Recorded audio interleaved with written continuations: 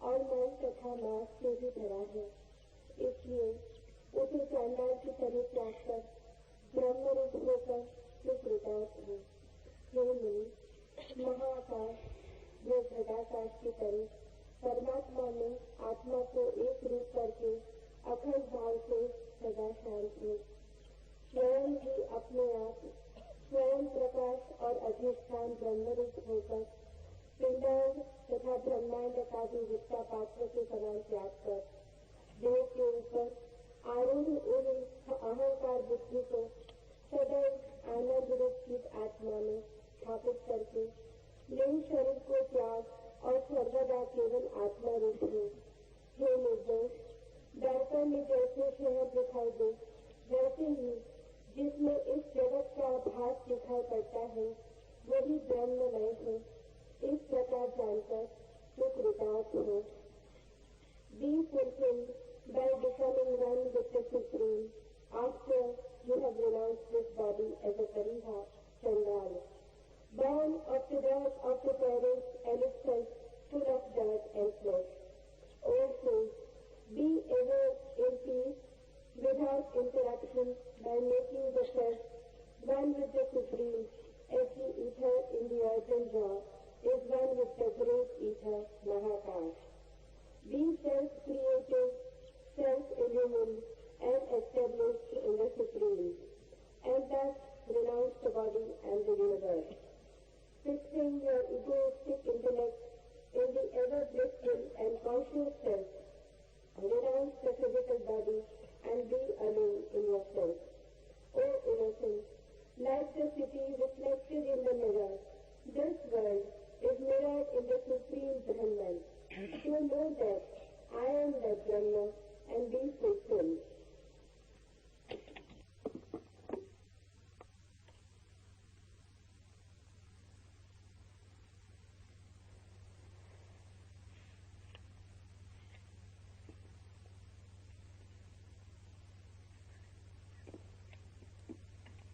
शरीर को भी हम बाहर से ही जानते हैं। जैसे कोई किसी महल के बाहर घूम ले, दीवारों का बाहरी रूप देख ले और समझे कि यही महल है, ऐसा ही हम अपने शरीर को भी बाहर से देखते हैं। बाहर से दिखाई जो पड़ता है शरीर वही नहीं है। शरीर को भीतर से देखकर तत्क्षण शरीर से छुटकारा हो जाता है। बाहर से तो शरीर का जो रूप दिखाई पड़ता है वो ढका हुआ आवृत रूप है। भीतर से शरीर की वस्तु स्थिति दिखाई पड़ती है, जैसा शरीर है। बुद्ध अपने साधकों को भेजते थे मरघट, लाशों को देखने के लिए, हड्डियों को देखने के लिए, खोपड़ियों को देखने के लिए। शरीर भीतर से वैसा है, सब ढका है चमड़ी के आवरण में। अन्यथा शरीर से इतनी आसक्ति, इतना मोह, इतना ममत्व पैदा न हो।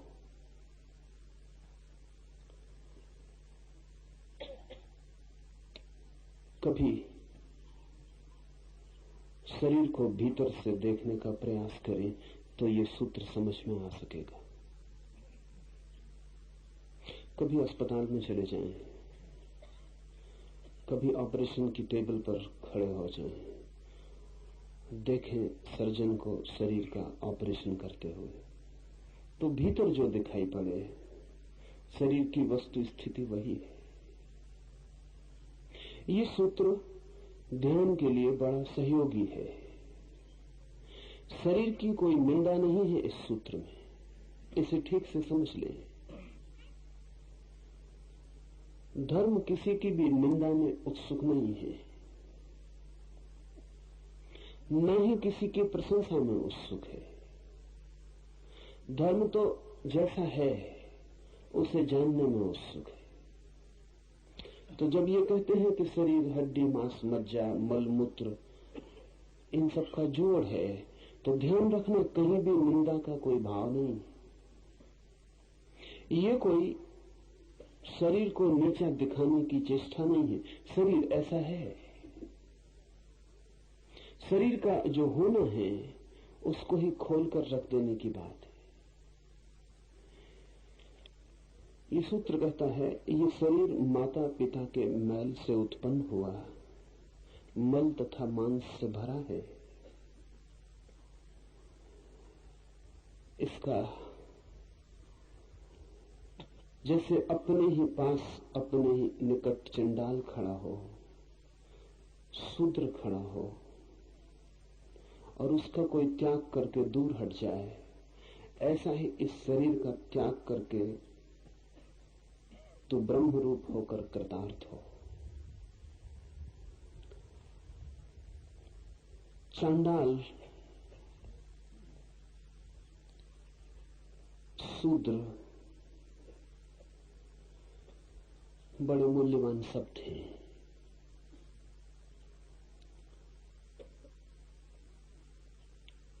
प्राचीन भारतीय मनोविज्ञान कहता है कि जो व्यक्ति भी अपने को शरीर मानता है वो शूद्र है। शूद्र का अर्थ है जिसने अपने को शरीर मान रखा है। ब्राह्मण का अर्थ है जिसने अपने को ब्रह्म जान लिया।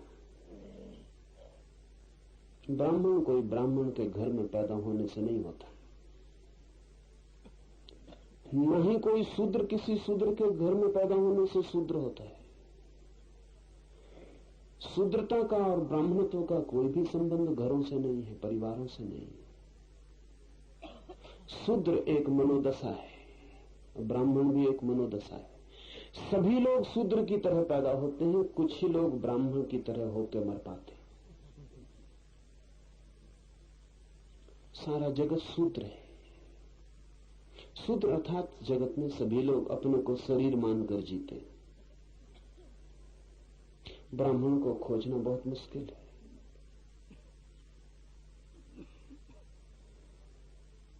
ब्राह्मण के घर में पैदा होना कोई कठिन बात नहीं, ब्राह्मण होना बहुत मुश्किल है।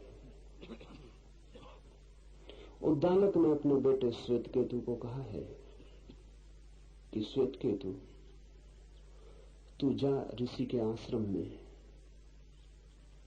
और ब्राह्मण होकर लौट।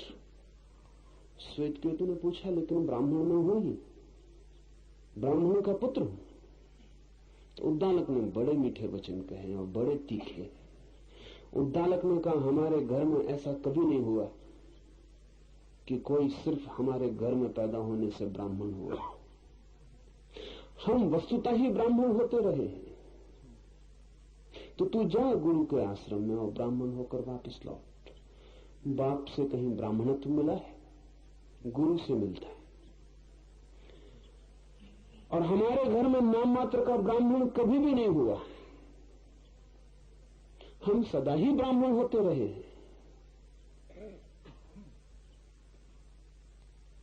तू जा, और जब ब्राह्मण हो जाए तो वापस लौट आना।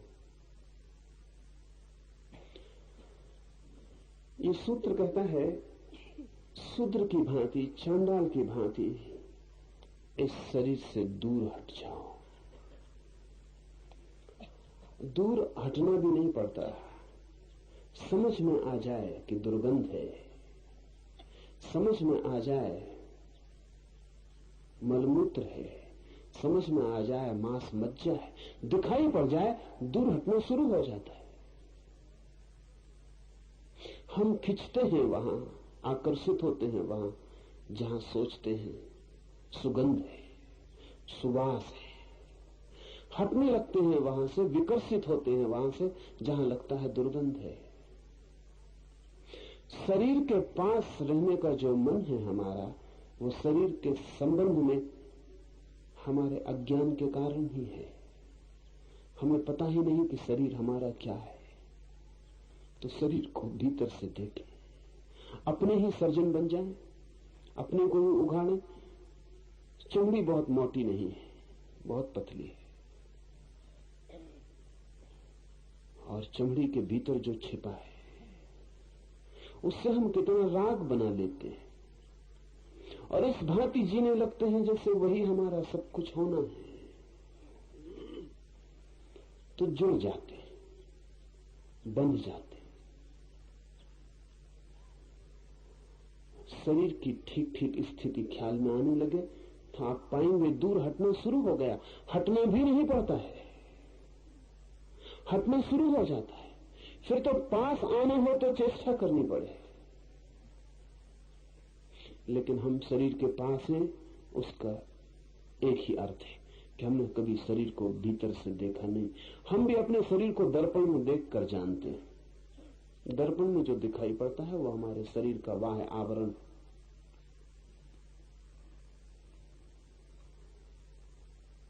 बड़ा अच्छा हो कि विज्ञान ऐसे यंत्र ईजाद कर सके, जैसे एक्सरे की मशीन है।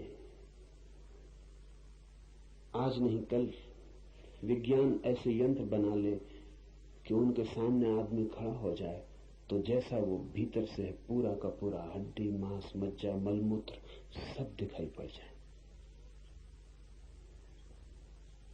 तो वैसे यंत्र बड़े काम के हो सकते। आपको अपने शरीर की पूरी स्थिति पता चल जाए, आप तत्क्षण पाएंगे आत्मा और शरीर के बीच फासला हो गया। वो जो सेतु थे टूट गए, जो जुड़ाव था वो मिट गया और दूरी बढ़ने लगी।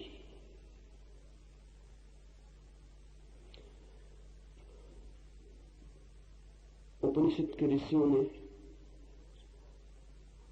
वो आंख पैदा करने की कोशिश की है जिससे आप भीतर झांक सकें, चमड़ी के भीतर झांक सकें, अपनी ही चमड़ी के भीतर झांक सकें।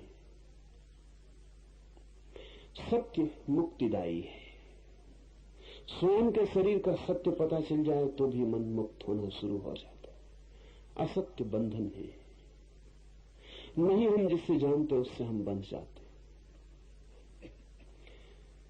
हे मुनि, महाकाश में घटाकाश की तरह परमात्मा में आत्मा को एक रूप करके अखंड भाव से शांत हो जाए।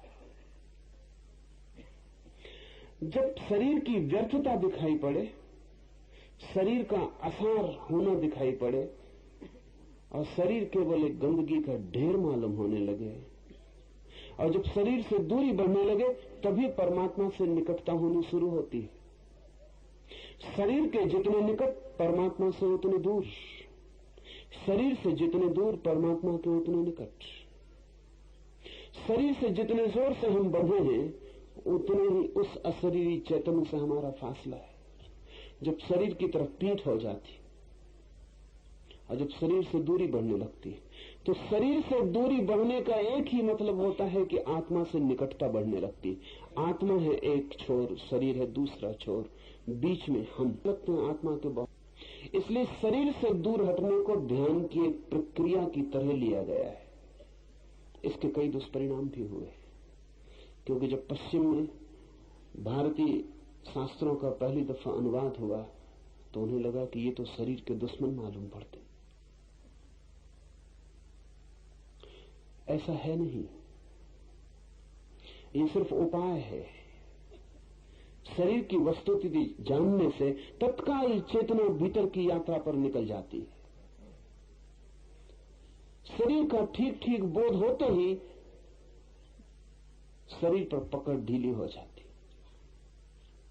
वो पकड़ ढीली हो सके इसलिए इस बोध को तीव्र करना जरूरी है।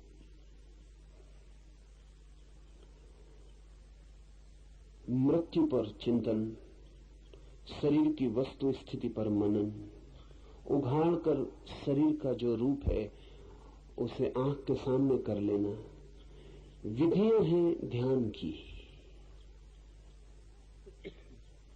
इनसे आदमी भीतर की तरफ सरकना शुरू हो जाता है और वो सरकना सहज हो जाता है, उसके लिए चेष्टा नहीं करनी पड़ती। अगर आप शरीर को बिना समझे भीतर की तरफ जाना चाहते हैं तो अति कठिनाई होगी, क्योंकि मन तो शरीर में लगा ही रहेगा, जुड़ा ही रहेगा। बुद्ध का एक भिक्षु एक गांव से निकलता है, सुंदर है बहुत, ध्यान ने उसके सौंदर्य को और भी गरिमा दे दी है। मौन भीतर सघन हुआ है तो उस मौन की किरणें उसकी आंखों और उसके चेहरे से और भी प्रकट होने लगी। वह आभा मंडित हो गया है। एक वेश्या उस पर मोहित हो जाती। रविन्द्रनाथ ने एक बहुत मधुर गीत इस घटना पर लिखा है। वो वेश्या उतर के अपने महल से नीचे आती है और उस भिक्षु को निवेदन करती है कि उसके महल में एक रात विश्राम कर ले। वो भिक्षु कहता है, निमंत्रण अस्वीकार करना हमारा नियम नहीं, आऊंगा, लेकिन अभी समय नहीं आया। जब तुम्हारे शरीर की वास्तविक स्थिति प्रकट हो जाएगी तब मैं आऊंगा।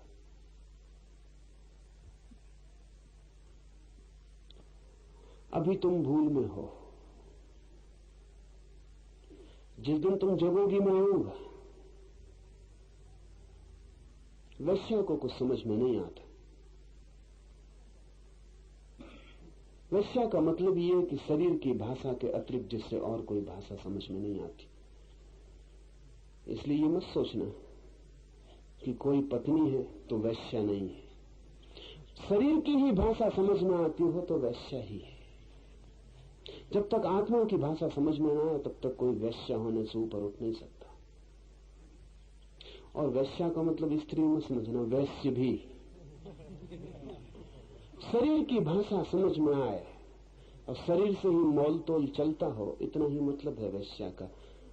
शरीर पर ही सब टिका हो मन, वही हो व्यवसाय। भिक्षु ने कहा, आऊंगा जरूर, लेकिन जब तुम्हारा शरीर अपनी वस्तु स्थिति में आ जाएगा।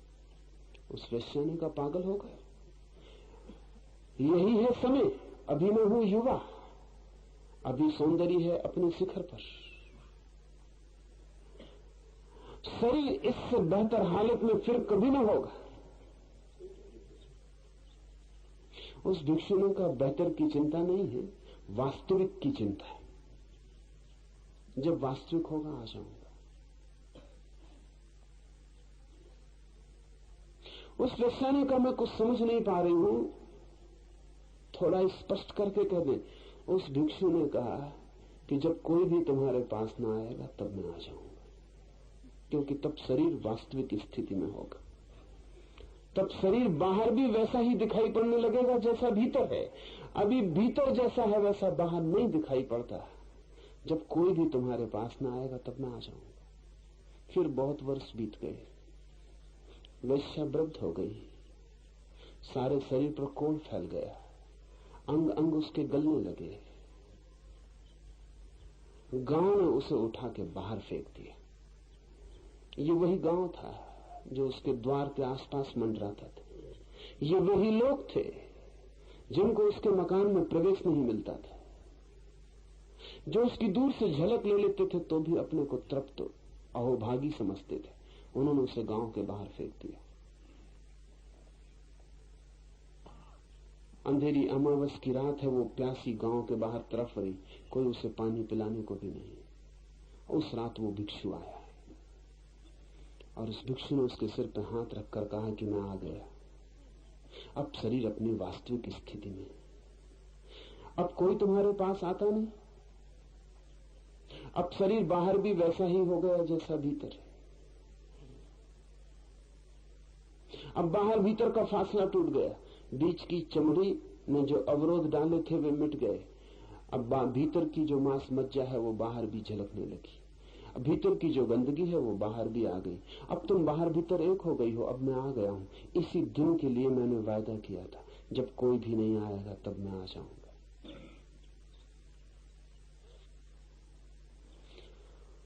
रही मेरी बात, उस भिक्षु ने कहा, मुझे तो उस दिन भी ये दिखाई पड़ता था जो आज बाहर आ गए, तुम्हें नहीं दिखाई पड़ता था। मैं तो उस दिन भी तुम्हारे घर मेहमान हो सकता था, मुझे कोई अड़चन न थी। तुम्हें भ्रांति और बढ़ जाती कि अब तो भिक्षु भी मेरे घर मेहमान होने लगे। मेरी कोई अड़चन न थी, उस दिन भी आ जाता। क्योंकि उस दिन भी मैं यही देख रहा था जो आज तुम्हें दिखाई पड़ रहा है। जो आज पूरे गांव ने देख लिया है वो मैंने उस दिन भी देख लिया था। लेकिन वो वैश्या वहां बाहर पड़ी भी अपने शरीर को नहीं देख रही। आंख बंद करके वो उन्हीं दिनों का स्मरण कर रही जब शरीर सुंदर था, जब गांव में गरिमा थी, गौरव था। बुढ़ापे में भी लोग जवानी का चिंतन करते।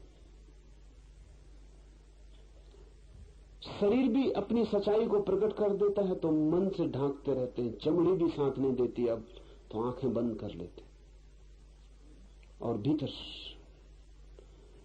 वो जो बीत गया उसका रस लेते रहते। बूढ़ा भी जब जवानी का रस लेता है तो समझना कि वो शूद्र ही मरेगा, और जब जवान भी बुढ़ापे को आने के पहले ही शरीर में देख लेता है तो समझना कि ब्राह्मण होकर मरेगा। मरता हुआ आदमी भी जब जीवन की ही वासना लिए रहता है तो समझना कि शूद्र है, और भरी जवानी में भी आदमी जब मृत्यु को देखने लगता है तो समझना कि ब्राह्मण का जन्म शुरू हो गया। और ये जरूरी है कि शरीर की ये वास्तविकता हमें दिख जाए तो हमारी पीठ हो जाए इसकी तरफ और मुंह हमारा उस तरफ हो जाए जहां चैतन्य। हे मुनि, महाकाश में घटाकाश की तरह परमात्मा में आत्मा को एक रूप करके अखंड भाव से सदा शांत रहो। मोड़ लो मुंह अपना शरीर से और फिर देखो उस महाआकाश की तरफ।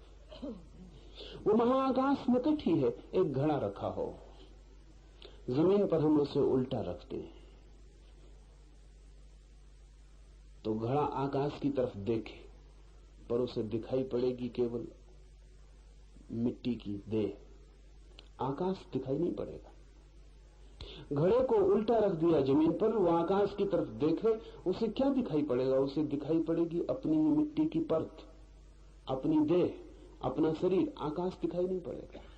फिर घड़े को हम सीधा रख दें और घड़ा आकाश की तरफ देखे, मुंह आकाश की तरफ है, तो अब घड़ा देख पाएगा कि देह में नहीं हूं, और अब घड़ा ये भी देख पाएगा कि जो छोटा सा आकाश मेरे भीतर है वही आकाश बाहर है, और हम दोनों के बीच कहीं भी कोई अंतराल नहीं।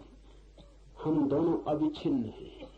सतत मैं ही फैलता चला गया हूं इस आकाश में। सतत ये आकाश ही मुझ तक चला आया है, और बीच में कहीं कोई अवरोध, कहीं कोई सीमा, कहीं कोई दीवार नहीं है। ठीक ऐसी ही घटना घटती जब आप शरीर की तरफ देख रहे होते हैं तो आप उल्टे घड़े की तरह रखें, आपको शरीर दिखाई पड़ता है। जब आप शरीर से मुंह मोड़ते हैं आप सीधे घड़े की तरफ हो गए। अब आपका मुंह आकाश की तरफ खुलता है। जैसे ही कोई व्यक्ति शरीर से मुड़ता है तत्क्षण आकाश की तरफ उन्मुख हो जाता है, और पहली दफा उसे दिखाई पड़ता है कि जो विराट फैला हुआ है उसमें और मुझ में कहीं भी कोई रत्ती भर का भेद नहीं है। मैं ही विराट हो गया हूं, विराट मुझ तक आ गया है। हे मुनि, महाकाश में घटाकाश की तरह परमात्मा में आत्मा को एक रूप करके अखंड भाव से शांत रहो, और जैसे ही ये दिखाई पड़ता है शांति घटित हो जाती। अशांति क्या है? क्या है हमारी बेचैनी? हमारी बेचैनी यह है कि हम बहुत बड़े हैं और बहुत छोटे में कैद। हमारी बेचैनी यह है कि जैसे बड़े आदमी को एक बच्चे के कपड़े पहना दिए हो, वो हिलजुल भी ना सकता हो और जगह जगह बन गया हो, और कपड़े भी कपड़े के ना हो, लोहे के हो, तो जो अड़चन मालूम होगी वही हम सबकी अड़चन। हम हैं बड़े, बड़े नहीं विराट, और बहुत छोटी देह में कैद। घर बहुत छोटा है, निवासी बहुत बड़ा है। सब जगह अड़चन मालूम पड़ती, सब जगह सीमा, और सब जगह उपद्रव मालूम पड़ता है। कहां से निकलने की कोई जगह नहीं मालूम पड़ती, और कठिनाई बढ़ गई है, क्योंकि जो हमारा कारागृह है उसे हमने अपना घर समझ लिया तो हम उसको सजाने में लगे, हम उसका श्रृंगार कर रहे हैं, हम जगह जगह से उसकी सजावट कर रहे हैं, हम कारागृह के भीतर सोने चांदी का इंतजाम कर रहे हैं, हम कारागृह की दीवारों को सुंदर कर रहे हैं, आभूषण दे रहे हैं, और उसी कारागृह में हम बंद हैं और हमारा मुंह दीवारों की तरफ है, द्वार की तरफ नहीं रहेगा। मुंह उस तरफ रहता है जिस तरफ आकर्षण हो। जहां आकर्षण वहां मुंह, जहां विकर्षण वहां पीठ। जब तक शरीर में आकर्षण है मुंह दीवार की तरफ रहेगा, और जैसे ही शरीर में विकर्षण पैदा हुआ मुंह शरीर की तरफ नहीं रह जाता, पीठ हो जाती। आपके शरीर में भी द्वार है एक, लेकिन वो द्वार आपको तभी दिखाई पड़ेगा जब शरीर से आकर्षण खो जाए। शरीर में द्वार है, उस द्वार को ही हृदय कहा है। जिसको आप हृदय कहते हैं उसको हृदय नहीं कहा है। आप तो हृदय उसको कहते हैं जहां फेफड़ा धड़क रहा है, वहां कोई द्वार नहीं, वहां तो केवल पंपिंग श्वास का इंतजाम है, वहां तो खून और वायु का मिलन होता रहता है, उससे हृदय धड़क रहा है। वो हृदय नहीं है। हृदय योग की भाषा में आपके भीतर उस द्वार का नाम है कि जब आप शरीर की तरफ से पीठ कर लेते, जब आप शरीर को देखने के लिए भी उत्सुक नहीं रह जाते, जबकि शरीर में कोई भी रस नहीं रह जाता और विराग का जन्म होता है, तब अचानक आप उस जगह खड़े हो जाते हैं जहां हृदय, जहां से द्वार है, जहां से घड़ा आकाश की तरफ खुलता है। आपके शरीर में बहुत तरह के द्वार हैं, लेकिन द्वारों का पता तभी चलता है जब आप द्वारों पर पहुंचे। जब तक आप न पहुंचे तब तक पता नहीं चलता। छोटा बच्चा है, उस छोटे बच्चे को कोई भी पता नहीं कि उसके भीतर शरीर में एक काम द्वार है, एक यौन द्वार है, उसे कोई पता नहीं। अभी वो बड़ा होगा, जवान होगा, और एक दिन अचानक उसे काम द्वार का पता चलेगा। उस काम द्वार के द्वारा वो संसार में प्रवेश कर सकता है। वो भी शरीर के बाहर जाने का एक मार्ग है। और ध्यान रहे, इसीलिए काम वासना की इतनी आतुरता है। उससे क्षण भर को हम शरीर के बाहर बह पाते, लेकिन क्षण भर को ही, क्षण भर को शरीर भूल जाता है और हम प्रकृति में डूब जाते हैं। एक द्वार है मनुष्य का प्रकृति की तरफ, नीचे की तरफ, और एक द्वार है मनुष्य का परमात्मा की तरफ, ऊपर की तरफ। जब काम वासना से चित्त भरता है तो हम शरीर के निकटतम होते हैं, और जब हम शरीर के निकटतम होते हैं तो वो द्वार खुलता है जिससे हम और शरीरों के जगत में प्रवेश कर जाते हैं। जब हम शरीर के प्रति विरस हो जाते हैं और शरीर से दूर होते हैं, तब वो द्वार खुलता है जहां से हम आत्माओं के जगत में प्रविष्ट हो जाते हैं। शरीर में दोनों द्वार हैं। शरीर में वो द्वार है जो पदार्थ की तरफ जाता है, और वो द्वार भी जो परमात्मा की तरफ। लेकिन शरीर के प्रति विरस हो जाएं, ऐसा सोच सोच के नहीं होगा। ऐसा आप मन में सोचते रहें कि शरीर हड्डी मांस मज्जा है, कुछ भी नहीं, सोचने से नहीं होगा। सोचना तो बताता है कि आपको पता नहीं, इसलिए सोच रहे हैं। अनेक लोग जिंदगी हो गई यही भाव करते रहते हैं बैठ के कि शरीर में क्या रखा है, लेकिन उनको मालूम है कि रखा है, तभी ये भाव करते हैं।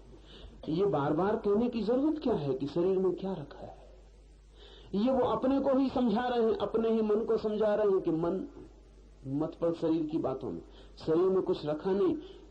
लेकिन ये मन कौन है जो शरीर में लग रहा है? ये वही है, वे खुद। और मन का रस अभी कायम है, इसलिए तो समझाना पड़ता है।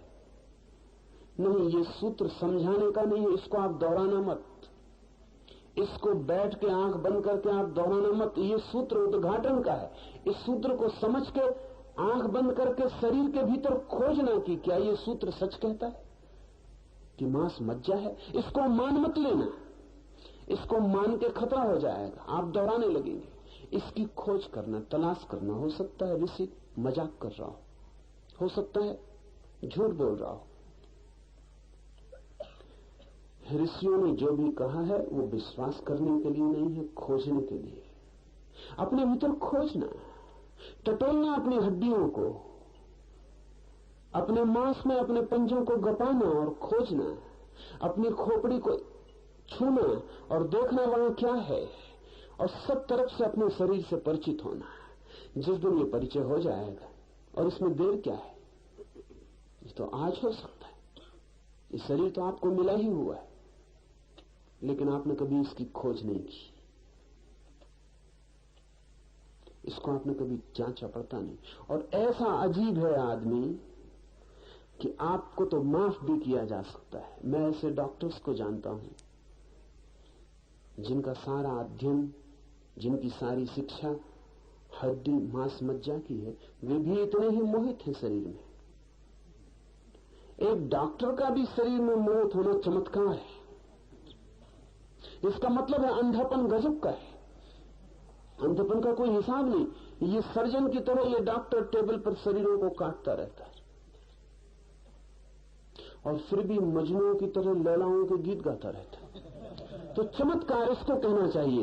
ये ताबीज वगैरह निकाल देते हैं साईं बाबा, ये कोई चमत्कार नहीं है। चमत्कार ये है कि ये आदमी रोज काटता है मांस मज्जा को, और जब शरीर को खोलता है तो दुर्गंध की वजह से नाक बंद कर लेता है।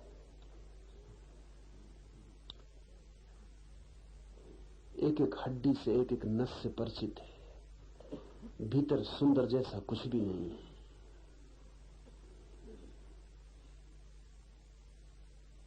लेकिन बड़ी मजे की घटनाएं घटती। मैं एक डॉक्टर को ये कह रहा था, मित्र हैं, वो कहने लगे आप कहते हैं तो मुझे ख्याल आया। मैं एक स्त्री का ऑपरेशन कर रहा था, और जब मैंने उसका पेट खोला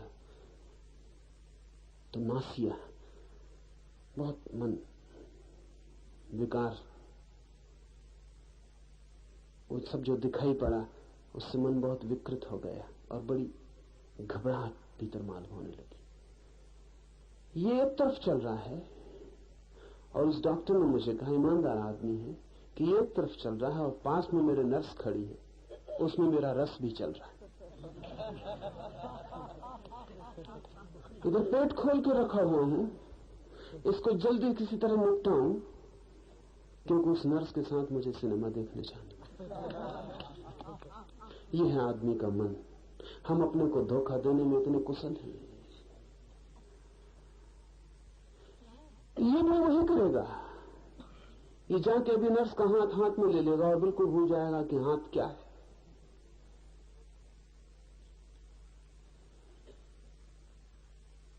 तो आम आदमी को तो माफ किया जा सकता है, लेकिन डॉक्टर की तुलना में कह रहा हूं, माफ किया नहीं जा सकता, क्योंकि शरीर हमारे पास है और हम उससे भी परिचित नहीं हो पाए, और लोग आत्मा की खोज में निकल जाते हैं, और शरीर तक से परिचित नहीं हो पाए और आत्मा की खोज में निकल जाते हैं। लोग पूछते हैं आत्मा को कैसे पाएं?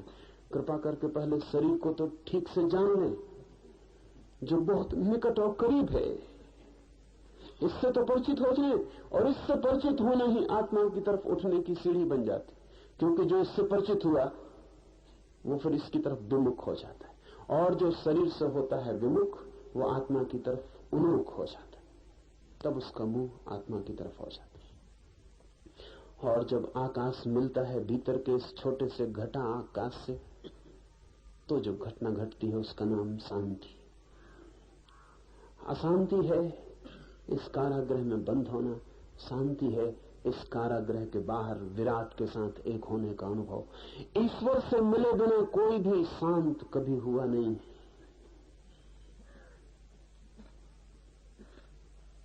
इसलिए जब जितने भी आप उपाय करते हैं शांत होने के, वो व्यर्थ जाएंगे। कमोबेश अशांति हो सकती है, कभी अशांति ज्यादा कभी कम, बस जिसको आप शांति कहते हैं वो कम अशांति का ही नाम है, इससे ज्यादा नहीं। नॉर्मल अशांति, साधारण अशांति हो तो आदमी कहता सब शांत, सब ठीक चल रहा है। अशांति थोड़ी बढ़ जाती तो थोड़ी दिक्कत मालूम होती है।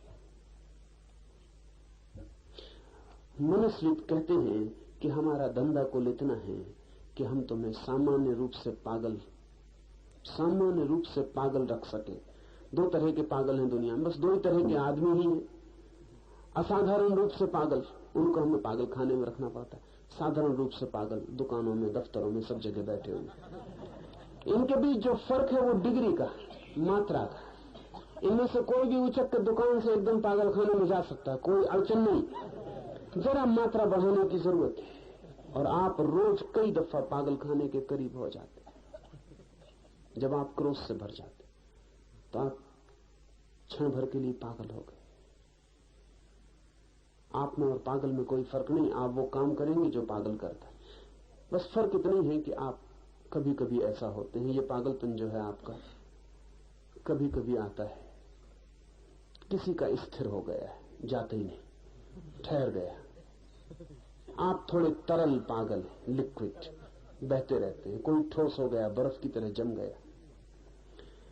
मनुष्यविद कहते हैं कि हमारा कुल काम इतना है कि जो जरा ज्यादा आगे चले गए पागलपन में, उनको जरा पीछे ले आना और सामान्य भीड़ के साथ खड़ा कर देना। इससे ज्यादा हम कुछ कर नहीं सकते। एडजस्टमेंट कर सकते हैं कि वापस साल 2 साल समझा बुझा के दवा दारू से वापस बिठा देना वहीं जहां वो पहले अपनी दुकान में बैठे थे। इतना पागलपन जिससे कि काम में बाधा ना पड़े, काम चलता जाए। अशांति हमारा स्वभाव बन गई है और स्वाभाविक है ऐसा होना, क्योंकि शांत होने का एक ही अर्थ है। जब गंगा सागर में गिरती है, उन दोनों के बीच जो घटना घटती है उसका नाम है शांति। जब आपकी सरिता भी सागर में गिरती है, तब जो घटना घटती है उस मिलन के क्षण में, उसका नाम है शांति। परमात्मा से मिले बिना कोई शांति नहीं। स्वयं ही अपने आप स्वयं प्रकाश और अधिष्ठान ब्रह्म रूप होकर पिंडांड तथा ब्रह्मांड का भी विष्ठा पात्र के समान त्याग कर दे। न केवल इस शरीर को त्याग कर देना है, बल्कि ये जो विराट शरीर दिखाई पड़ रहा है, ब्रह्मांड, ये जो बड़ा जगत दिखाई पड़ रहा है, छोटे रूप में आदमी तस्वीर है बड़े जगत की। आपके बाहर फैला हुआ एक शरीर है, वो आपकी देह, भीतर छिपा हुआ चिदात्मन ज्योति है आत्मा की। ठीक ऐसे ही इस पूरे विराट का शरीर है जगत, और उसके भीतर छिपा हुआ ब्रह्म। इस शरीर का तो त्याग कर ही देना है। ये जो बाहर विराट शरीर फैला हुआ है, ये भी इसी के साथ व्यर्थ हो जाता है, इसका भी त्याग कर देना। जब कोई व्यक्ति अपने शरीर से विमुख होता है तो उसे आत्मा का अनुभव होता है। इस शब्द को ठीक से समझ लें। जब कोई व्यक्ति अपने शरीर से विमुख होता है तो उसकी आंखों में पहली दफे जो झलक आती है वो अपनी ज्योति की है, आत्मा की है, घटाकाश की है। और जब कोई व्यक्ति सारे जगत के ब्रह्मांड शरीर से भी विमुक्त हो जाता है, तब उसे जो अनुभव होता है वो ब्रह्म ज्योति का है। आत्मा और परमात्मा में इतना ही फर्क है। आत्मा का मतलब है आपको छोटी सी ज्योति का अनुभव हुआ, परमात्मा का अर्थ है अब आप महासूर्य के समक्ष खड़े हो गए। अपने शरीर से छूटकर आत्मा का अनुभव होता है और ब्रह्मांड से छूटकर परमात्मा का अनुभव होता है, पर दोनों में मात्रा का ही फर्क है। इसलिए जो आत्मा तक पहुंच गया उसे कोई अड़चन नहीं है, उसे कोई बाधा नहीं है, वो दूसरी छलांग भी आसानी से ले सकता है। दोहे के ऊपर आरूढ़ हुए अहंकार बुद्धि को सदैव आनंद रूप चिदात्मा में स्थापित करके लिंग शरीर को त्याग और सर्वदा केवल आत्मा रूप हो, सतत ये मुख आकाश की तरफ बना रहे, यही सन्यास का अर्थ है। ग्रस्त चेष्टा करके कभी कभी एक झलक पा लेता है, फिर लौट आता है अपने घर में। ग्रस्त का मतलब आप समझ लेना, ग्रस्त का मतलब शरीर में जो लौट लौट आता है। गृह से मतलब उस घर का नहीं है जिसमें आप रहते हैं, गृह से अर्थ इस घर का है जिसमें आप पैदा हुए। इसमें जो ठहर गया है उसका नाम है गृहस्थ। कभी कभी झलक भी मिल जाती है, फिर लौट लौट आता है। कभी कभी घड़ा सीधा भी हो जाता है, फिर उलट हो जाता है, फिर ठहर जाता है। उल्टा होना आदत हो गई। आदत की वजह से उल्टा होना सीधा मालूम पड़ता है, आदत की वजह से। इतने दिन तक उल्टे रहे हैं कि आदत की वजह से वही ठीक मालूम पड़ता है। अगर एक आदमी को जन्म के साथ शीर्षासन करवा दिया जाए और वो शीर्षासन किए ही बड़े किए जाए, तो किसी दिन अगर उनको सीधा खड़े होने को कहा जाए तो वो कहेगा क्या उल्टा खड़ा करवा रहे हैं। स्वभावता, क्योंकि उनकी आदत तो एक पड़ गई कि सिर के बल खड़ा होना। एक छोटी सी जाति है दक्षिण अमेरिका में, एक छोटे पहाड़ पर 300 लोगों का कबीला है। एक मक्खी है वहां जिसके काटने से सभी लोग अंधे हो जाते, तो वो 300 ही लोग अंधे हैं। छोटी सी आदिवासियों की जाति। सब बच्चे आंख वाले पैदा होते हैं, लेकिन 3 महीने के भीतर अंधे हो जाते, क्योंकि 3 महीने के भीतर वो मक्खी काट ही लेती है। इसलिए उस कबीले को पता ही नहीं कि आंखें होती, और 3 महीने के बच्चे को तो क्या पता चलेगा कि आंखें, बाकी तो सब अंधे हैं। 3 महीने के भीतर हर बच्चा अंधा हो ही जाएगा। अगर उस कबीले में कभी कोई आंख वाला पैदा हो जाए तो निश्चित ही उस कबीले के डॉक्टर उसकी आंखों का ऑपरेशन कर देंगे, क्योंकि बिल्कुल अस्वाभाविक मालूम पड़ेगा। आंख कहीं होती, किसको होती? किसी को नहीं होती। तो कुछ भूल हो गई प्रकृति की, ऑपरेशन कर देना जरूरी हो जाए। अंधा होना स्वाभाविक है, आदत बन गई। हम जैसे हैं वो स्वाभाविक लगता है, जरूरी नहीं कि स्वाभाविक हो। इसे थोड़ा ठीक से समझ लें। आदत स्वभाव मालूम पड़ सकती है, लेकिन आदत स्वभाव नहीं। आदत और स्वभाव में फर्क क्या है? आदत का मतलब है जिसे हम करते रहे हैं इसलिए करते चले जा रहे हैं।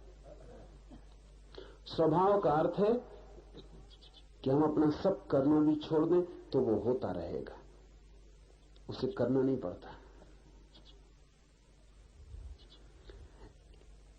आदत है हमारी शरीर के साथ बंधे होने की, जन्मों जन्मों की, अनंत जन्मों की। ये स्वभाव नहीं है। इसलिए एक दफा आपको ठीक अनुभव हो जाए स्वभाव का तो ये आदत टूट जाएगी, लेकिन झलकें मिल सकती है, और झलक मिलती है तो उससे कोई अंतर नहीं पड़ता। झलक जैसे बिजली कौन जाए, फिर अंधेरा घना हो जाता। पुरानी आदत में फिर हम वापस सेटल हो जाते, फिर स्थापित हो जाते।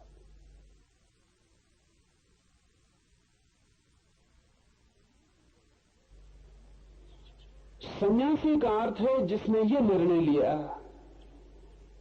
कि अब मैं सतत घर की ओर पीठ ही रखूंगा और सतत खुले आकाश को स्मरण रखूंगा, और निरंतर मेरी चेष्टा जारी रहेगी, उठते बैठते जागते सोते भी। जहां तक मेरा बस चलेगा वहां तक मैं ख्याल रखूंगा कि मेरा मन शरीर से न जुड़े, मेरी आत्मा उस विराट सागर में प्रवाहित होती रहे, बहती रहे। और जब मैं कहता हूं बहती रहे तो सिर्फ शब्द नहीं कह रहा हूं। जब आप इसका प्रयोग करेंगे तो आपको लगेगा ही कि आप सतत बह रहे हैं। जैसे ही आपका मुंह आत्मा की तरफ होगा आपको लगेगा आप सतत उंडे ले जा रहे हैं, आप गंगा की तरह सागर में गिर रहे हैं। ये स्मरण बना रहे, ये सतत स्मरण बना रहे। हे निर्दोष, दर्पण में जैसे शहर दिखाई दे वैसे ही जिसमें इस जगत का भास दिखाई पड़ता है वही ब्रह्म में हूं, इस प्रकार जानकर तू कृतार्थ हो। जिससे दर्पण में प्रतिबिंब दिखाई पड़ता है, लेकिन दर्पण में जो प्रतिबिंब दिखाई पड़ता है वो वास्तविक नहीं, वास्तविक तो दर्पण है जिसमें प्रतिबिंब दिखाई पड़ता है। लेकिन आपको ख्याल हो या ना हो, जब आप दर्पण देखते हैं तो दर्पण नहीं दिखाई पड़ता, प्रतिबिंब दिखाई पड़ता है। जब आप दर्पण के सामने खड़े होते हैं तो आपने कभी ख्याल किया कि आप दर्पण देख रहे हैं? आप चेहरा देख रहे होते, दर्पण नहीं देख रहे होते। और जो चेहरा दिखाई पड़ता है वो बिल्कुल नहीं है, वहां बिल्कुल नहीं है, और जो है वो बिल्कुल दिखाई नहीं पड़ता। अगर ऐसा दर्पण बनाया जा सके जिसमें आपको चेहरा न दिखाई पड़े तो दर्पण आपको दिखाई ही नहीं पड़ेगा। वो तो चेहरा दिखाई पड़ता, इससे आप अनुमान करते हैं कि दर्पण है।